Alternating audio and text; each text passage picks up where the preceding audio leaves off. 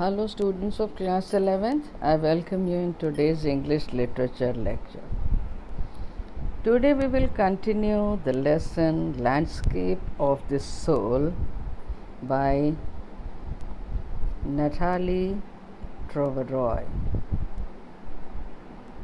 You can also call us Natalie Troveroy. Today we'll study the second part. Okay, in the previous part, I have already informed you about the paintings that were painted in China had soul in it. That is, they depicted to be very much like real things. बच्चों, last lecture में आपको बताया था वो डाउजी की वो painting जिसमें एक गुफा का द्वार था, उसने ताली बजाया तो गुफा का द्वार खुल गया। राजा से उसने कहा कि इसके अंदर एक बहुत सुंदर परी रहती है, मैं आगे आगे चल के रास्ता दिखाता हूँ और आप पीछे आइए। और वो पता नहीं कैसे उस गुफा के द्वार के अंदर चला गया।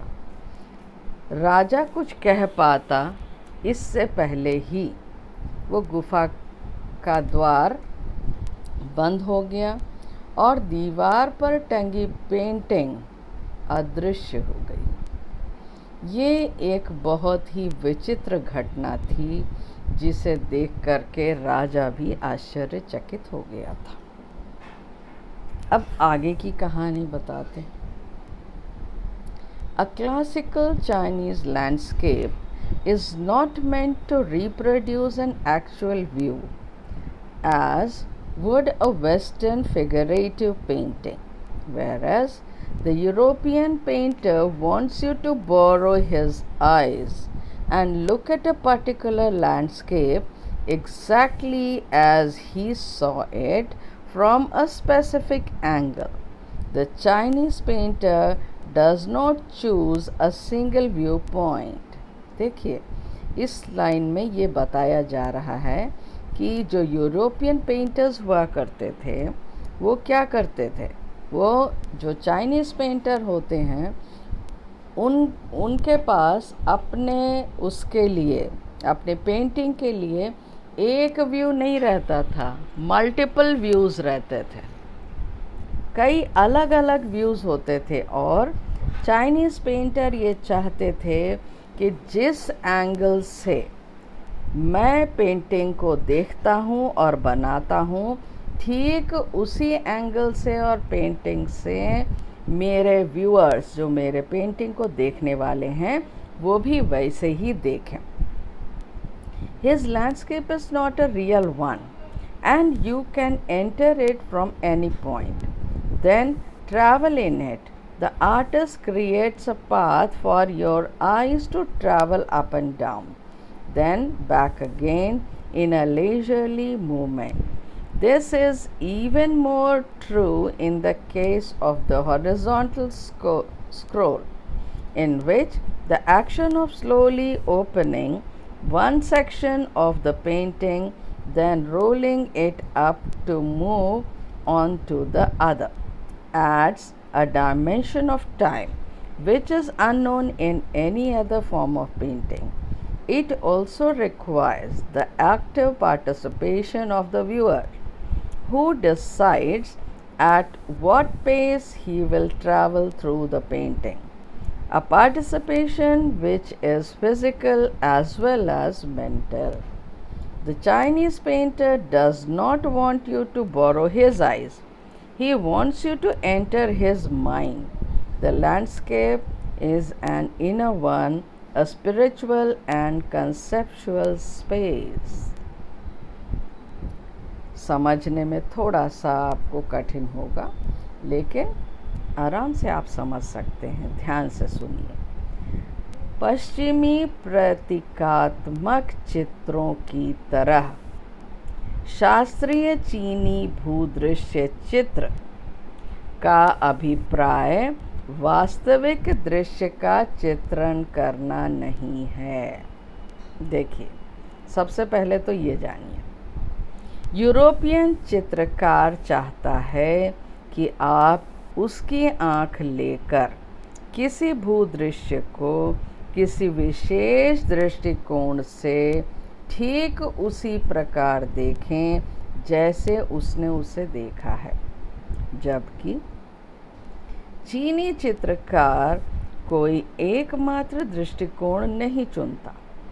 उसका भूदृश्य हूबहू नहीं होता तथा आप उसमें कहीं से भी प्रवेश कर सकते हैं, फिर उसमें भ्रमण कर सकते हैं। कलाकार आपकी आँख के लिए एक रास्ता बनाता है ताकि आप उसमें ऊपर नीचे घुमा सकें व फिर फुर्सत से लौट आएं। एक क्षैतिज चीरक के विषय में और भी सत्य है, जिसमें चित्र के एक भाग के खोलने का कार्य फिर उससे लपेटकर दूसरे भाग में जाने से समय का आयाम जुड़ जाता है।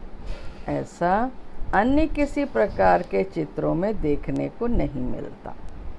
इसमें दृष्टा की भागीदारी भी आवश्यक है, जो यह निर्णय लेता है कि वह चित्र में किस गति से भ्रमण करेगा। यह भागीदारी शारीरिक भी है व मानसिक भी। चीनी चित्रकार यह नहीं चाहता है कि आप उसकी आँखों से देखें, वह चाहता है कि आप उसके मन में प्रवेश करें। भूदृश्य आंतरिक है, आध्यात्मिक व वैचारिक क्षेत्र है। देखिए, इस पैराग्राफ में यूरोपियन चित्रकार और चीनी चित्रकार दो लोगों के बारे में बताया गया, दो लोगों के दृष्टिकोण बताए गए हैं। यूरोपियन चित्रकार ये सोच करके चित्र बनाता है और दिखाता है कि जिस तरह से वो सोचता है वैसा ही देखने वाला भी सोचे। जैसे अगर उसने एक गुड़हल का फूल बनाया है और गुड़हल का फूल नीचे की ओर झुका हुआ है, तो सामने जो देखने वाला है वो ये चाहता है, यूरोपियन चित्रकार ये चाहता है कि वो भी उसी गुड़हल के फूल को वैसे ही देखे और उसी तरह से झुका हुआ ही महसूस करे। जबकि चीनी चित्रकार ऐसा चित्र नहीं बनाते। और ये चित्र देखिए, लैंडस्केप की बात हो रही है, हमने तो एक जनरल एग्जाम्पल आपको दिया है। लैंडस्केप में क्या होता है कि झरने, नदियाँ, पहाड़, जंगल, बहुत सारी चीज़ें होती हैं, है ना। तो उसमें चीनी चित्रकार ये कहता है कि वो एक दृष्टिकोण नहीं देते अपने चित्र में, वो कई सारे दृष्टिकोण देते हैं। यानी सामने से देखने वाला जो चित्र को देख रहा है, दृष्टा जिसको कहते हैं, वो कुछ भी सोच सकता है चित्र को देख करके। ज़रूरी नहीं है कि जो चीनी चित्रकार जिसने बनाया है उसके दिमाग में जो है, उसकी आंखें जो देखती हैं, दृष्टा वो भी वही वैसे ही देखे। वो चाहता है कि वो किसी भी दृष्टिकोण से देख सकता। जैसे मान लीजिए नदी बनी हुई है और नदी पहाड़ पर से गिर रही है, तो दृष्टा नदी को पहाड़ से गिरता हुआ भी देख सकता है, या जो निचले स्तर पे नदी है उधर से हो करके और पहाड़ के ऊपर की ओर जाते हुए भी देख सकता है। ये उसके अपनी सोच है। यानी चीनी पेंटर ये चाहता है कि देखने वाले की भागीदारी शारीरिक भी हो, मानसिक भी हो, आंतरिक हो और आध्यात्मिक भी हो। यानी पूर्ण रूप से वो ऐसे चित्र बनाते हैं कि देखने वाला उस चित्र में कहीं खो जाए और अपने आप को उस चित्र के अंदर जाता हुआ महसूस करे। और बड़े आराम से उस चित्र में घूमते टहलते, जब वो फुर्सत पाए तब वो उस चित्र से बाहर निकल आए। यानी जितना देर चाहे वो उतना देर उस दृश्य में अपने आप को भूला हुआ महसूस करे और उसके बाद फिर उस चित्र से निकल करके वास्तविक दुनिया में चला आए। मुझे लगता है अब ये पैराग्राफ आपको समझ में आ गया होगा।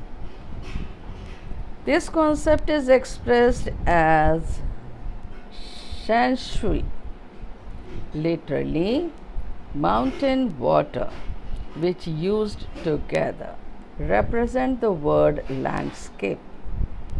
More than two elements of an image, these represent two complementary poles reflecting the Taoist view of the universe. The mountain is yang, reaching vertically towards heaven, stable, warm, and dry in the sun, while the water is yin, horizontal and resting on the earth, fluid, moist, and cool. The interaction of yin, the receptive feminine aspect of universal energy, and its counterpart yang, active and masculine, is of course a fundamental notion of Taoism. What is often overlooked is an essential third element, the middle void, where their interaction takes place. This can be compared with the yogic practice of pranayama. Breathe in, retain, breathe out. The suspension of breath is the void where meditation occurs. The middle void is essential. Nothing can happen without it. Hence, the importance of the white unpainted space in Chinese landscape.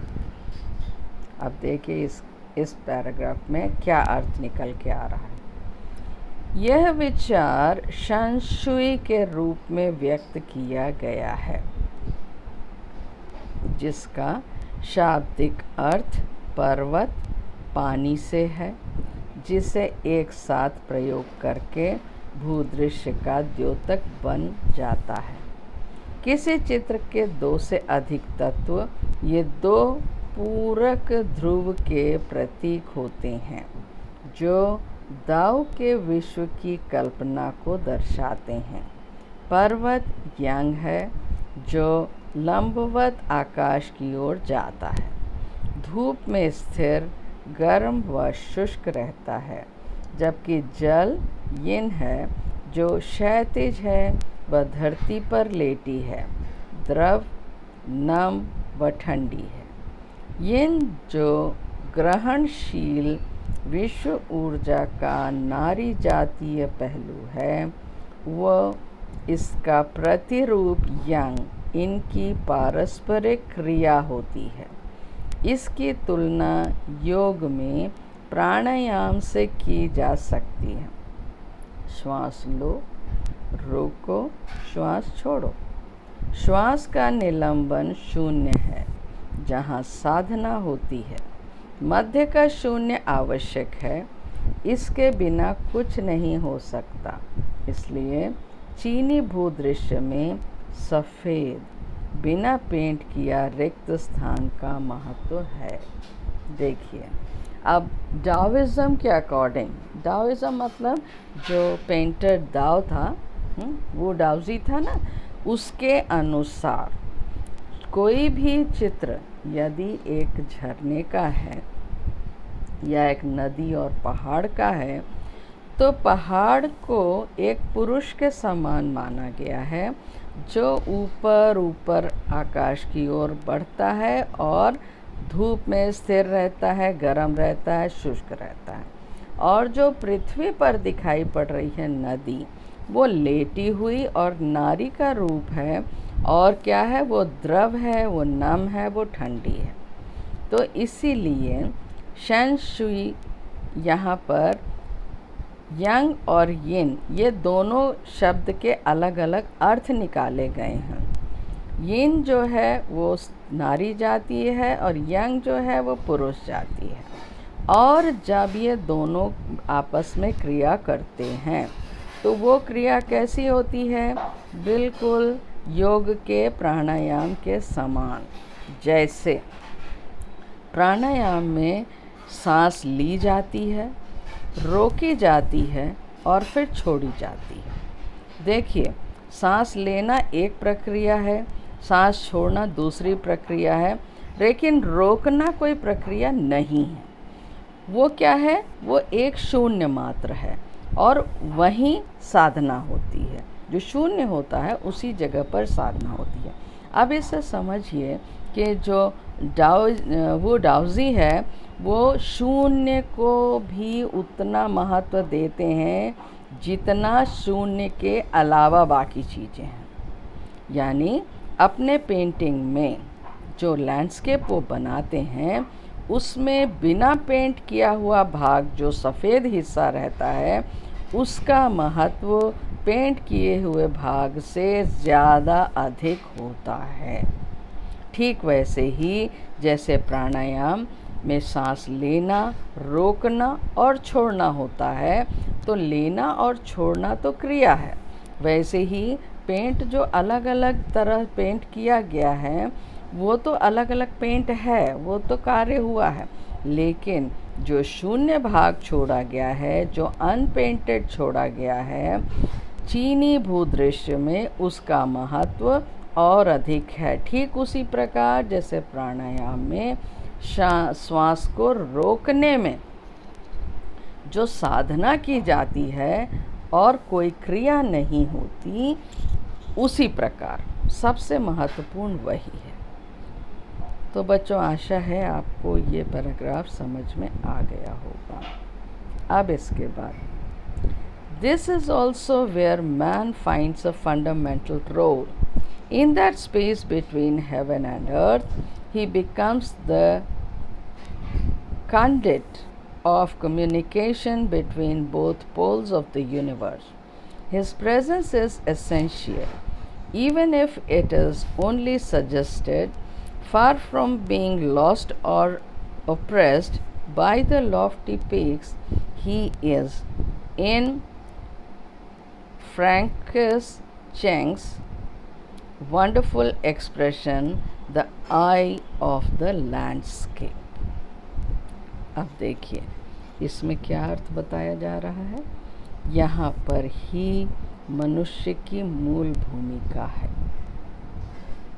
यानी जो मनुष्य painting को देखता है वो स्वयं अनुभव जो करता है वही मुख्य भूमिका होती है। आकाश व पृथ्वी के बीच स्थान में वह ब्रह्मांड के दोनों ध्रुवों के बीच संचार का चैनल बन जाता है। यानी एक आकाश है, एक पृथ्वी है और बीच का हिस्सा जो है वो जो शून्य है वही ब्रह्मांड है। और मनुष्य जो है क्या करता है, वो दोनों ध्रुवों के उत्तरी और दक्षिणी ध्रुव के बीच में चैनल बनने का काम करता है। यानी संचार का चैनल बन जाता है। उसकी उपस्थिति आवश्यक है, चाहे उसका आभास ही हो। तो यानी मनुष्य की उपस्थिति या मनुष्य के सोच की उपस्थिति अत्यंत आवश्यक है। ऊंची पर्वत चोटियों के बीच गुम होने अथवा दब जाने की बात तो दूर, फ्रांकोइस चेंग की अद्भुत अभिव्यक्ति में तो वह भूदृश्य ही आँख है। तो यहाँ पर चेंग के अनुसार जो वो लैंडस्केप है वो लैंडस्केप की आँख हो जाता है, वह हिस्सा जो अनपेंटेड होता है। तो बच्चों, आज के लिए इतना ही बस, बाकी नेक्स्ट लेक्चर में लेकर आएंगे। आशा करते हैं कि आपको ये कहानी समझ में आ रही होगी।